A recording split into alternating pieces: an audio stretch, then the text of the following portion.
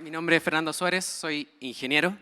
Si algo no se entiende de esta presentación es porque soy chileno y hablamos. Voy a intentar hablar lento.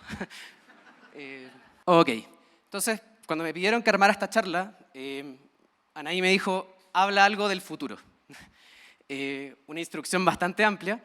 Y lo que pensé fue, bueno, voy a hablar de cómo la inteligencia artificial está transformando y va a seguir transformando la industria financiera, en particular la industria de inversiones, ¿sí?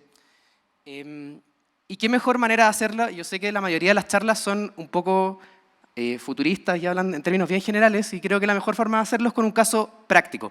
Voy a intentar ser lo más práctico posible. Sé que hay varios CTOs acá y que lo único que me interesa es que se queden con alguna idea que se puedan llevar a su casa.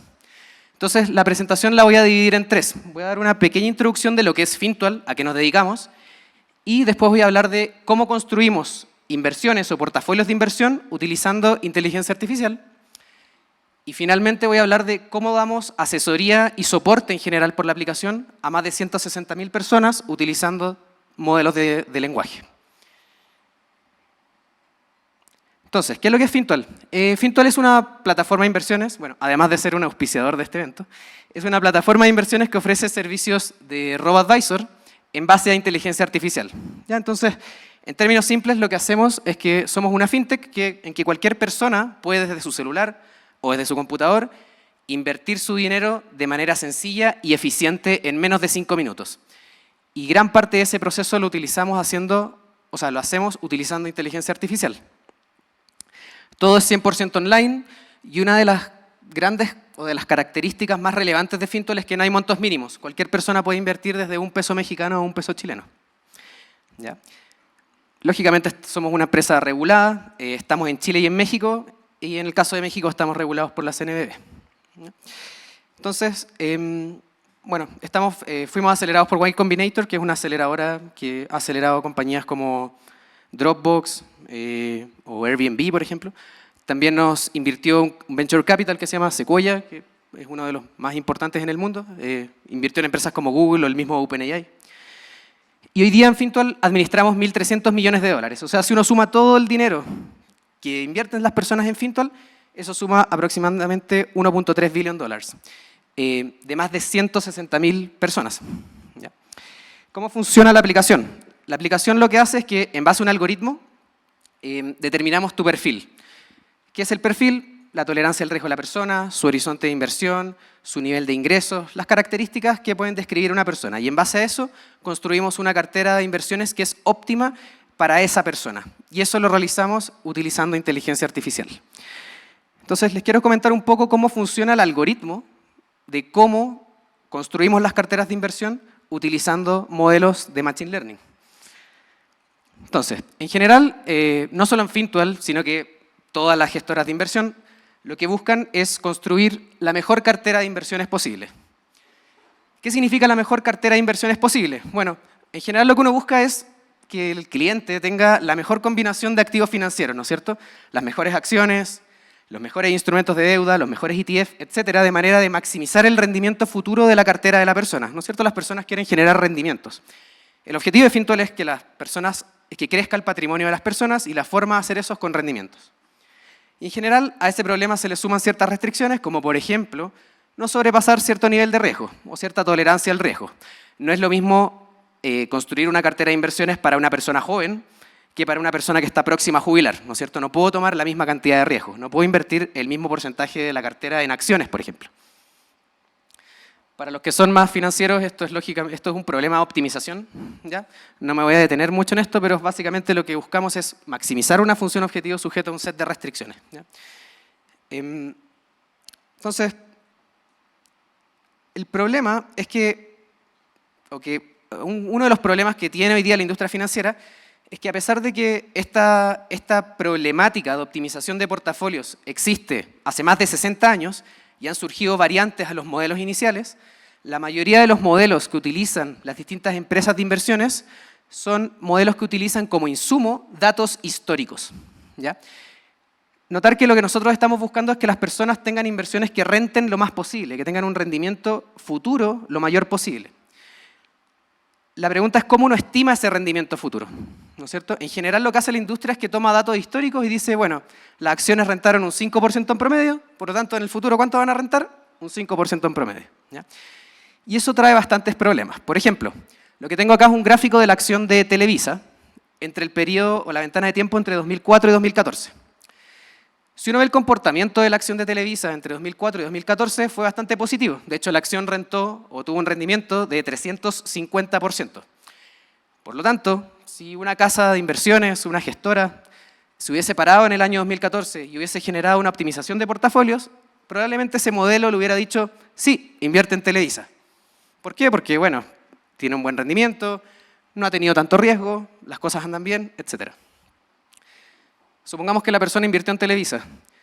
¿Qué pasó entre 2014 y 2024? La acción rentó un menos 86%. ¿Ya? ¿Cuál es la moraleja de todo esto? Bueno, la moraleja es algo que probablemente muchos han escuchado en los disclaimers de las distintas casas de bolsa. ¿Cuál es el típico disclaimer? No sé si alguien lo sabe. Exacto, rendimientos pasados no garantizan rendimientos futuros, ¿no es cierto? Eso tan simple, a pesar de que es una realidad y que todos lo sabemos, es algo que es un supuesto que muchas administradoras hoy día utilizan, ¿ya? Y ahí es donde nosotros intentamos usar inteligencia artificial. Bueno, entonces, básicamente el éxito de cualquier estrategia de inversión necesariamente siempre va a depender de qué tan buena es mi estimación del rendimiento futuro de los distintos activos financieros. Si yo no soy capaz de determinar con certeza cuánto va a rentar una acción en el largo plazo, mi optimización va a ser en vano, ¿ya? Da igual qué tan buena sea mi optimización, mi modelo, etc. Lo más importante es que también yo estimo los rendimientos, ¿ya? ¿Y cuál es el problema? Que la historia que vemos de rendimientos hacia el pasado es solo una posible trayectoria que pudieran tener los precios, ¿ya? Esto va a ser un poco más teórico, pero en general los precios siguen algo que se les conoce como un proceso estocástico, ya son variables aleatorias, ¿ya? En el fondo, lo que yo veo atrás fue una posible trayectoria, pero en realidad el comportamiento de una acción obedece a una distribución de probabilidades, ¿ya? Y el segundo problema que tiene, o por qué no funciona usar rendimientos o data histórica, es que cuando uno optimiza utilizando data histórica, no está considerando los cambios que han habido en el contexto económico, ¿ya? No es lo mismo haber construido una cartera de inversión para un periodo en que la inflación fue alta, las tasas de interés fueron altas y el crecimiento económico fue alto, a un periodo en que las tasas de interés son bajas o la inflación es baja. Cambia el contexto macroeconómico y cambian, por ende, los rendimientos y el perfil o la distribución de probabilidades que tienen las distintas acciones. Y ahí es donde nosotros utilizamos inteligencia artificial y algunos modelos de machine learning, ¿ya? En general usamos dos cosas. Usamos algunos modelos de redes neuronales generativas y usamos algunas técnicas de análisis de clusters y features, ¿ya? Voy a conversar muy brevemente de qué se tratan estas dos cosas para que se lleven a la casa un poco del sabor de cómo funcionan los modelos detrás del portafolio que les construimos en la aplicación. ¿Qué es lo que es una red neuronal? Bueno, una red neuronal en el contexto de la inteligencia artificial es un modelo computacional que aprende en base a datos para detectar patrones, ¿ya? ¿Por qué se llama red neuronal? Bueno, porque está inspirada en cómo funcionan las neuronas del cerebro, ¿ya? ¿Cómo funcionan? Bueno, están compuestas básicamente por tres componentes: las dendritas, el soma y el axón. Las dendritas reciben señales, el soma las agrega y las procesa, y si la suma de esas señales sobrepasa un umbral, esa señal se transmite por el axón al resto del cerebro, ¿no es cierto? ¿Por qué el cerebro tiene que funcionar así? Porque nosotros estamos constantemente expuestos a mucho ruido, ¿ya? No solo ruido auditivo, sino que también ruido visual, ¿ya? Por ejemplo, si uno está enfocando su visión en la presentación, tiene alguna noción de lo que está pasando a su alrededor, pero su cerebro se está enfocando en un punto que son las slides, ¿ya? Eso es porque las slides superan este umbral y por eso las neuronas son capaces de filtrar el ruido y que estemos siempre atentos a algo, ¿ya? Y no tener que estar procesando todo lo que está sucediendo en el momento. Las redes neuronales como modelo computacional funcionan de manera similar. Ya es básicamente procesan un vector numérico, lo suman y lo pasan por una función no lineal, de manera de que las únicas señales que importan son las que sobrepasan cierto umbral, ¿ya? Si una señal no pasa el umbral, no la detecta, ¿ya? Entonces, ¿para qué se han vuelto muy populares las redes neuronales? Se han vuelto muy populares para poder detectar patrones, como por ejemplo, imágenes de gente sonriendo. Entonces, si yo tengo la imagen de este niño, o sea, bueno, no sé si lo podría llamar niño, pero bueno, y lo proceso con una red neuronal, yo lo que podría hacer es básicamente detectar si está sonriendo, ¿ya? Si es que la red neuronal no acierta y dice no está sonriendo y en verdad está sonriendo, le puede enviar un feedback al resto de la red y ajustar los parámetros que tiene. Y de esa manera la red se va volviendo cada vez mejor en detectar gente sonriendo. Si lo hace bien, no ajusta sus parámetros. Si lo hace mal, ajusta sus parámetros, ¿sí? A este tipo de algoritmos, de rutinas de mejora del modelo se les conoce como backpropagation. Ahora, ¿qué es lo que pasa? Uno también podría hacer el problema inverso, ¿no es cierto? Si yo doy vuelta a la red neuronal, uno podría decir genera imágenes de gente sonriendo, ¿ya? Y eso es una función que se ha vuelto muy popular en el último tiempo, ¿no es cierto? Resolver el problema inverso. ¿Cómo puedo generar imágenes y no detectar imágenes? ¿Ya? Y el modelo, uno de los modelos más populares y que ha tenido más éxito para esto son las redes neuronales adversariales o GANs, por sus siglas en inglés. Entonces, ¿cómo funciona esto? Básicamente una red neuronal adversarial funciona con dos redes neuronales que compiten entre sí, ¿ya?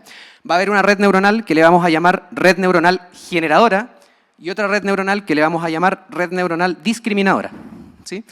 Y esto va a funcionar de la siguiente manera. La red neuronal generadora va a intentar engañar a la discriminadora, mientras que la discriminadora, su objetivo va a ser discernir qué imágenes son verdaderas y qué imágenes son falsas. Entonces, ¿cómo uno entrena este tipo de cosas? Uno parte con un dataset de ejemplos, por ejemplo, fotos de gente sonriendo, y le pasa a la red discriminadora la imagen de la persona sonriendo, y además la red generadora genera en base a un input aleatorio otra imagen. Y el objetivo de la red discriminadora es que determine si A o B es la imagen verdadera, ¿no es cierto? Y en función de eso, si es que detecta el correcto, le pasa el feedback a la red generadora, le dice, oye, hiciste mal tu chamba, no generaste una buena imagen falsa, por lo tanto tienes que ajustar tus parámetros. En cambio, si es que no logra detectar el correcto, el feedback va para la red discriminadora y el sistema le dice, red discriminadora, tienes que ajustar tus parámetros porque no fuiste capaz de discernir cuál era la correcta. En resumen, uno hace esto 1.000.000 de veces y lo que pasa es que cada vez la red discriminadora se vuelve más buena en discernir qué es verdadero y qué es falso, mientras que la red generadora se vuelve cada vez más especialista en generar imágenes falsas, ¿ya? Y finalmente lo que uno hace es que se queda solo con la red generadora, ya entrenada, y genera este tipo de imágenes que probablemente todos han visto que se llaman deepfakes, probablemente todos han hecho algo en ChatGPT o en Midjourney o DALL-E, ¿ya? Que es generar imágenes falsas, ¿no es cierto? Este es básicamente el principio de cómo funcionan esos modelos por detrás. ¿Qué tiene que ver todo esto de los GANs con inversiones? Bueno, el modelo de Fintual, de cómo generamos portafolios óptimos, es generando escenarios de retornos sintéticos, generando escenarios de retornos de rendimientos que son falsos, que no ocurrieron. Y eso lo generamos en base a GANs, ¿sí? La gracia es que estos GANs además logran capturar el régimen económico en el que estamos hoy día y de esa manera generan además escenarios más realistas de cara al futuro, ¿ya? Todo esto suena un poco complicado, pero lo voy a intentar explicar en términos un poco más sencillos. Primero empezamos con los datos macroeconómicos, ¿ya? Pueden ser series de tiempo de, por ejemplo, inflación, tasas de interés, actividad económica. ¿Qué es lo que sucede? A medida que avanza el tiempo o el ciclo económico, uno va pasando por distintas etapas en economía, ¿no es cierto? Hay periodos, por ejemplo, de recesión, donde la actividad económica cae y la inflación cae. Hay periodos de sobrecalentamiento, cuando la inflación sube y la actividad económica sube. Hay periodos de estagflación, que es cuando la inflación sube y la actividad económica cae. Hay periodos de recortes de tasas de interés, etc. ¿Cuál es la gracia? En base a un análisis de clustering, nosotros lo que hacemos es que somos capaces de segmentar y clasificar en qué etapa del ciclo económico nos encontramos hoy día, ¿sí? Y en qué etapas del ciclo económico nos encontramos en distintos periodos en el pasado. Es decir, en base a distintos algoritmos de clustering, somos capaces de detectar en qué régimen de mercado o régimen económico nos encontramos. Y luego, en base a esos regímenes económicos y la historia de rendimientos, entrenamos nuestra red neuronal adversarial, nuestro GAN. Y de esta manera, el GAN lo que genera son datos sintéticos, genera escenarios de rendimientos, millones y millones de escenarios de rendimientos que No son los datos originales, pero preservan las características de él. Es decir, por ejemplo, guardan las correlaciones o las interdependencias entre las distintas variables. Y además están ajustados por el estado del ciclo económico en el que estamos hoy día. Por lo tanto, si hoy día estamos en una etapa recesiva, donde, por ejemplo, las acciones que suelen andar bien son acciones más defensivas, como acciones del sector de healthcare, de salud o instrumentos de deuda, el portafolio va a sobreponderar instrumentos de esas características. No sé si se entiende, pero la gracia es que el modelo se va adaptando a la etapa y el régimen del ciclo económico en que nos encontramos. Esta es una simplificación. El modelo en general lo publicamos en una revista de investigación, en un artículo académico el año 2024, en una revista que se llama Quantitative Finance, que es de las mejores revistas de inversiones cuantitativas que hay en el mundo, y muestra que los portafolios de inversión que generamos utilizando estas redes neuronales son superiores a los portafolios que se generan con modelos tradicionales. ¿A qué me refiero con que son superiores? Tienen mejor rendimiento, están más diversificados y tienen menores costos de transacción. Y, además del lado académico, está el lado práctico. El modelo de GAN es el modelo que usamos en Fintual para optimizar y generar las carteras de inversión de nuestros clientes. Si ustedes entran en la aplicación, generan un portafolio, ese portafolio está optimizado para ustedes utilizando este modelo. En la historia de Fintual, en los últimos 6 años, hemos generado prácticamente 300 millones de dólares solo de rendimientos para nuestros clientes. Eso, entonces, la tercera parte de la presentación es otra parte de Fintual en que también utilizamos inteligencia artificial, que es en la parte de soporte y asesoría financiera. ¿Ya? Creo que Anaíta lo mencionó antes de que presentara, pero en Fintual todas las personas que trabajamos respondemos el chat de soporte. ¿Ya? Desde Pedro, que presentó al principio, el CEO, hasta todos los desarrolladores de software tienen que responder el chat de soporte. ¿Ya? Es 1 hora y media a la semana, ahí están los bloques, si quieren hablar el martes a las 4:30 estoy yo. Por ejemplo, el Omar está a las 1:30, que es uno de los fundadores, el jueves, si quieren molestarlo. Bueno, ahí depende con quién quieran hablar. Ahora, esto genera que también tengamos un muy buen nivel de satisfacción del cliente. ¿Ya? ¿Por qué? Porque todos estamos metidos en la aplicación, somos personas que estamos desarrollando el producto de inversión, desarrollando las piezas de software. Por lo tanto, la atención suele ser súper valorada, bien valorada. Ahora, el problema es que llegan consultas muy diversas, ¿no es cierto? Pueden llegar consultas desde impuestos, o necesito cambiar mi NIP, se me bloqueó la aplicación, ¿qué hago? O ¿quién fundó Fintual?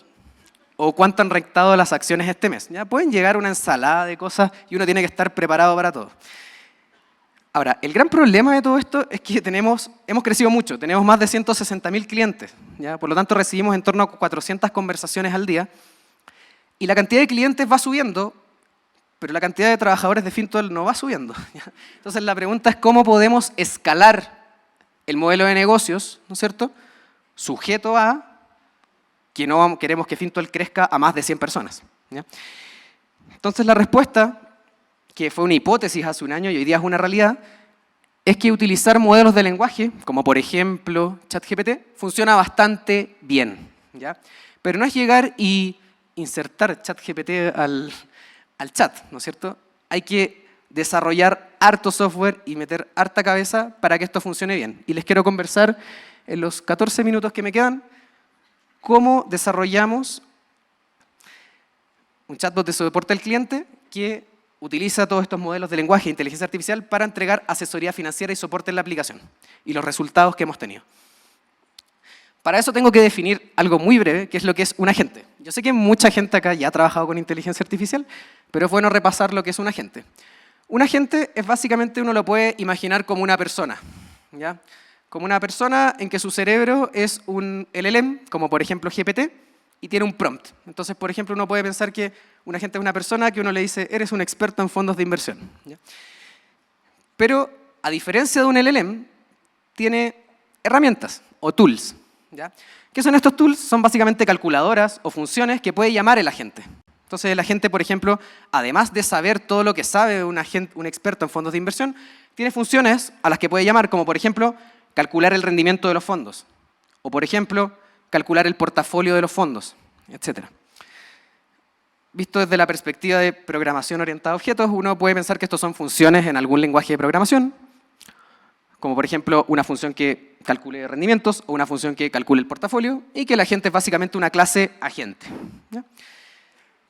Entonces, ¿cómo funciona esto? El experto en fondos, por ejemplo, alguien le podría preguntar, bueno, ¿cuánto rentó el fondo de Fintual Risky Hayek el año 2024? Y el experto en fondos lo que va a hacer es llamar a su tool, a su herramienta, a su función, y le va a pasar los parámetros. ¿Qué parámetros? El nombre del fondo y el intervalo de tiempo en que quiere calcular el rendimiento. Y el tool le responde, el rendimiento fue 48%, y después el experto en fondos, con su LLM que tiene en su cerebro, responde el lenguaje natural a las personas de manera bonita. Este año el fondo Risky Hayek ha rentado un 48%. ¿Ya? Y además le puede agregar un gráfico que también es calculado con el mismo tool, ¿no es cierto? Ahora, suena muy bonito esto de los agentes, pero el problema es que tener un agente tiene muchas limitaciones. ¿Ya? Como les comenté, al chat de la aplicación pueden llegar no solo preguntas de los fondos de inversión, pueden llegar preguntas de impuestos, pueden llegar preguntas de acciones, pueden llegar preguntas de planes personales para el retiro, pueden llegar preguntas de cómo cambio mi contraseña. O sea, es demasiada la gama, la diversidad de posibles, de conocimiento, de contexto que tiene que tener la gente para tener un solo agente. ¿Ya? En particular, esto trae varios problemas. Primero, el prompt es limitado. Yo no le puedo pasar un prompt infinito a un agente, ¿no es cierto? Tienes un string finito. Además, es costoso, ¿no es cierto? Cada vez que yo le pregunto a esta gente, voy a tener que pasarle todo el prompt y eso me va a generar un gasto en tokens muy alto. Y lo hace más propenso a alucinaciones. Es decir, si yo le paso un contexto muy grande a un LLM o a un modelo de lenguaje, es más propenso a que cometa errores, porque tiene demasiado contexto muy diverso y se marea, básicamente. Entonces, ¿cuál es la solución que implementamos en Fintual? Es que implementamos algo que le llamamos una red de agentes. ¿Ya? ¿Qué es una red de agentes? Es básicamente varios agentes especialistas en distintos dominios que conversan entre sí y conversan con el usuario. Entonces, básicamente podemos verlo de la siguiente manera.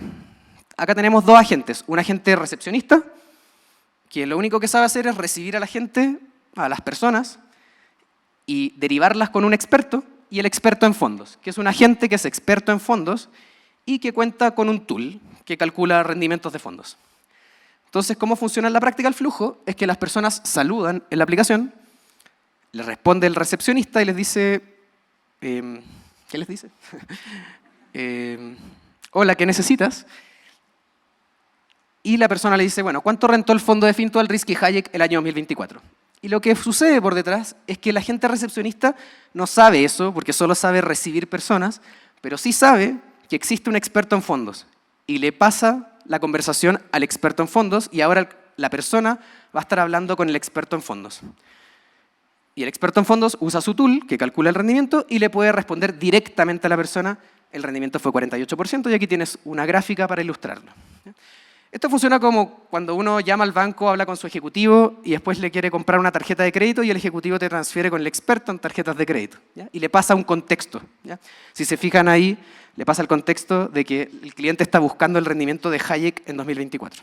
¿Sí?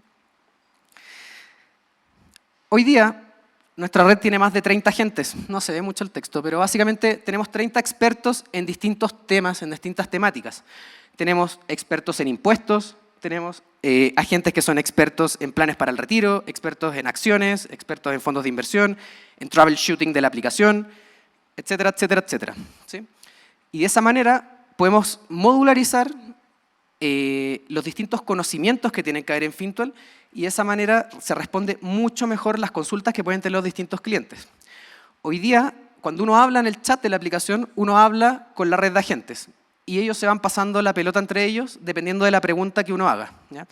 ¿Qué es lo que pasa si, por ejemplo, nadie de la red sabe la respuesta? Lo que hacen los agentes es que usan un tool para pasarle la pregunta a un humano real como nosotros. Y así es como escalamos la operación. Las personas hablan por el chat con la red de agentes y cuando la red no es capaz de responder, entramos nosotros a responder las preguntas y solucionar los problemas. Ahora, preguntas un poco más tangenciales, pero que son relevantes, sobre todo si ustedes están desarrollando sus propios modelos. ¿Cómo podemos saber si nuestra red de agentes o nuestro modelo está mejorando? ¿Ya? Lo que hacemos es que definimos una tabla o una lista de preguntas que los agentes o nuestra red de agentes sí o sí tiene que ser capaz de responder. Por ejemplo, ¿quién fundó Fintual? O por ejemplo, ¿cuáles son los principales productos de inversión de Fintual? O ¿cómo recupero mi contraseña? O ¿cuántos impuestos deduzco si aporto a un PPR antes de abril? No sé. Todas esas preguntas las ponemos en una tabla y interrogamos a la red una vez a la semana. Y de esa manera vamos viendo qué tanto va aumentando el porcentaje de acierto y de precisión que tiene la red de agentes. Hoy día, la red de agentes cuenta con un 93% de precisión sobre un dataset de 1.619 preguntas. ¿Ya? O sea, el 93% de las preguntas que debe responder, las responde de manera correcta. ¿Ya? Adicionalmente, generamos una aleatorización del punto de partida porque no solo es relevante que la red responda bien la pregunta, sino que ¿qué pasa si yo le pregunto a un agente que está en esta parte de la red una pregunta que tiene que ir a un agente que está en el lado opuesto de la red? La red tiene que ser correcta en el ruteo de la pregunta para que llegue al agente correcto y no sea una alucinación sencillamente o un resultado espurio de un agente que no le tenía que llegar la pregunta. ¿Sí? Y lo importante es que este dataset va creciendo de manera semiautomática. ¿Ya? Básicamente lo que hacemos es que cada vez que en el chat de la aplicación nuestra red de agentes se equivoca, la persona que está en su módulo del chat aprieta un botón y dice, la red se equivocó. Le preguntaron esto y la respuesta correcta era esta. Y ese par pregunta-respuesta correcta entra al dataset y así vamos refinando de manera periódica la red y se va volviendo cada vez más inteligente. ¿Sí? Con todo el conocimiento que tienen todas las personas que trabajan en Fintual, básicamente. Por último, los resultados. ¿Ya? Esta encuesta de acá es el Customer Satisfaction, que mide básicamente qué tan bien se respondió una pregunta en el chat. Siempre a uno le preguntan del 1 al 5 qué tan bueno fue la respuesta.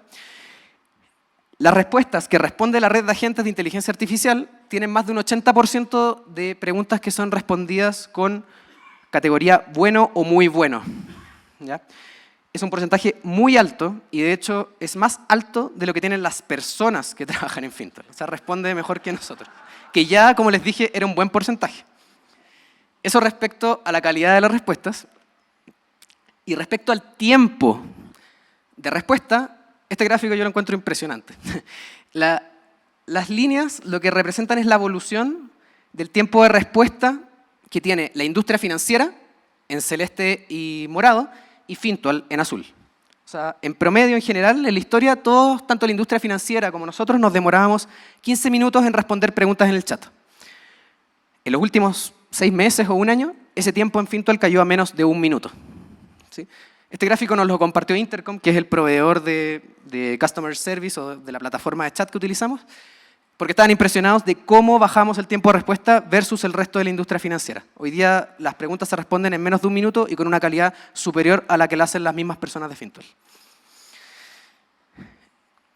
Y bueno, antes de terminar, me dio un poco de síndrome del impostor porque yo no hice esto, lógicamente, solo, sino que participaron todas esas personas que están ahí, así que por favor, si les pueden dar un aplauso, porque nos están viendo.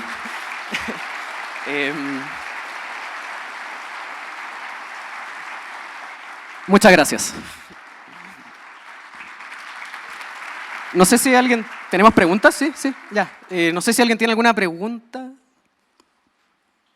¿Sí? Camisa verde. Me encantó la plática. Si una pregunta llega a uno de los del equipo, o sea, un humano, y la responde, ¿utilizan esa pregunta como para que en un futuro los agentes o la red de agentes pueda contestar esa pregunta? Exacto. O sea, ¿cómo funciona ese proceso? Es exactamente eso. Siempre responde la red de agentes siempre es el default, es la que va a responder tu pregunta. Pero siempre va a haber una persona en el horario de chat que está supervisando si está respondiendo bien o mal. Si respondió mal, él puede desasignar la conversación y responder el humano, y después él aprieta un botón e ingresa en un formulario. Esta fue la pregunta que hizo la persona y esta era la respuesta correcta. Y eso entra al dataset de entrenamiento y después nosotros vamos refinando los prompts, los tools, para que responda bien la pregunta. ¿Ya?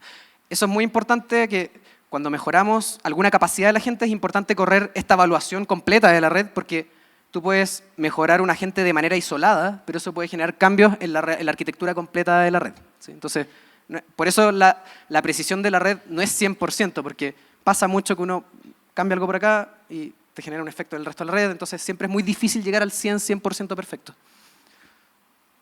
Fernando, excelente charla, me gustó mucho. En serio, muchas gracias. Mi pregunta es, ¿qué infraestructura se necesita para entrenar esta red de agentes? ¿Qué infraestructura se necesitaría para tener entrenar a la red que ustedes tienen? Muchas gracias. Ya. Hay dos capas para responder a esa pregunta. Lo primero es que nosotros no entrenamos a los modelos de lenguaje, solo les damos los prompts. ¿Qué modelos de lenguaje usamos? Depende de la pregunta, ¿no es cierto? Si es una pregunta compleja, podemos usar GPT o 1 o 3, no sé, algo con un razonamiento más avanzado, pero si necesitamos una pregunta rápida y veloz, usamos algún GPT mínimo, ¿no es cierto? Entonces, el modelo de lenguaje también va a depender del contexto de la pregunta y el agente que está respondiendo, ¿ya? Eso en términos del lenguaje, del modelo de lenguaje. En cuanto a la arquitectura, podemos hablar a alto nivel que utilizamos un framework que se llama LangChain, ¿ya? Que nos genera las abstracciones de lo que es un agente y nosotros profundizamos esa abstracción. En el fondo, LangChain nos da una clase agente y nosotros armamos un agente en fondos. Y además usamos Langsmith, que nos permite trazar toda la red. En el fondo, cada vez que una persona pregunta algo al chat, yo puedo ver qué agente le pasó la pelota a qué agente, a qué tool llamó y qué argumentos utilizó el tool para generar la respuesta. Entonces podemos generar una traza punta a punta de toda la conversación y así ir mejorando la red de manera continua. La aplicación está corriendo en servidores igual que cualquier aplicación, es una aplicación web básicamente. Sí, es un servicio. Hola, en términos de arquitectura más bajo nivel. Hola Fernando, buenos días. Bienvenido a México, muchas gracias por tu charla, estuvo muy interesante. Vivo acá. Ok, genial. Tengo una pregunta en la parte de ¿qué reto tecnológico tuvieron al orquestar tantos agentes y si alguna pregunta no está dirigida o no entra dentro de tu grupo de agentes, ¿no? ¿Cómo manejan, no sé cuántos agentes tengan? Sí. ¿Cómo hacen esa parte y si tienen alguna metodología para tal vez una integración continua en creación de agentes y agregar uno nuevo, ¿no? Ya. Ok. Lo primero es que la primera barrera es que si llega una pregunta que no sabe responder ningún agente, los agentes tienen un tool para pasarla al humano. El humano que está en el chat, el agente lo despierta y le dice, oye, responde que yo no sé, básicamente. Y después metemos la pregunta al dataset de mejora continua y vemos, bueno, qué agente tenía que saber esa respuesta o si necesitamos un nuevo agente. Y ahí viene un beneficio bastante positivo que tiene el hecho de tener una red de agentes, que es que permite que los distintos equipos de Fintual puedan crear sus propios agentes. Entonces, por ejemplo, el equipo de desarrollo de software de copiloto, que le llamamos a la red, no tiene por qué ser experto en impuestos, pero el equipo de impuestos puede crear un agente, o el prompt por lo menos, del agente de impuestos. O por ejemplo, si queremos hacer un agente de planes personales para el retiro y ahorro para la jubilación, la persona que es experta en el producto de PPR puede crear su propio agente. Entonces, lo que te permite tener una red de agentes es que escalas la creación de agentes porque cada equipo se vuelve dueño de su propio agente. Esa es una de las maneras en cómo atacamos el problema. ¿Y no crees que eso llegue a tener algún problema a futuro con tantísimos agentes? Sí. O sea, hoy día tenemos 30 agentes, que suena harto, pero pensando en el tamaño del contexto que uno le puede dar a un LLM hoy día, no es tanto. Por lo tanto, la red o el grafo, bueno, los que estudiaron computación, es un grafo completo, o sea, todos los agentes conocen a todos los agentes. Si la red creciera mucho a 1 millón de agentes, por poner algo, claro, no todos los agentes podrían conocer a todos los agentes, sino que habría que tener un ruteador entre medio y que todos conozcan al ruteador y lo que subiría la latencia probablemente, pero eso por ahora no es un problema porque el contexto que uno le puede pasar a los modelos de lenguaje todavía es muy grande. Okay. Gracias. Eso. ¿Tenemos tiempo para una? ¿Sí? ¿Dos? Hola. No sé. Sí. Felipe por acá. Sí. No sé aquí. dónde están. A la derecha. Hola. Bueno, respecto a esta parte de Customer Service, Sí. Como bien tú lo explicaste, tuvo resultados muy positivos en cuanto a la aceptación, en cuanto Sí. a la respuesta que se tuvo. O sea, en términos generales, la red de agentes pues, respondió mejor de lo que pudo haber hecho una persona Sí. intuitivamente. Sin embargo, quisiera saber tu opinión del lado del backstage, más un lado más técnico, más tú que te dedicas a esta parte ya del entrenamiento o del prompting. Hay empresas que están llevando esto no solamente a la parte de customer service, sino que ya están tomando enteramente políticas AI first, que se dedican primero a resolver una problemática con IA y después a interactuar con el factor humano, o sea, en caso de que una IA no lo pueda resolver. Quisiera saber tu opinión respecto de esto. ¿No deja de lado, muy de lado el factor humano? ¿No pasa a ser menos incluyente? ¿Deberíamos de verdad necesitar ese nivel de productividad hasta cierto punto? Creo que hay dos formas de atacar esa pregunta. La primera es que los modelos de lenguaje, si bien, claro, no son humanos, sí tienen ciertas características que los pueden hacer más humanos que nosotros.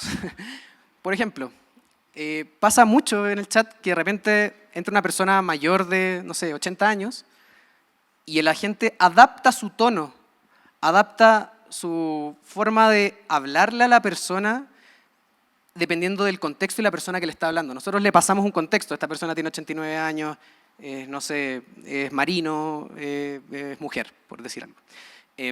Y él adapta su respuesta en función de esto. Esa empatía, entre comillas, hay muchas personas que no la tienen, o sea, que responden igual a cualquier persona que les está hablando. Entonces, hay ciertas cosas en que los mismos LLMs, o si alguien le habla en francés, no sé, yo no podría responder eso, pero nuestra red sí. Entonces, hay cosas que, si bien es verdad, no estás hablando con una persona, sí puede mejorar ciertas características de empatía y humanidad que no tienen las personas.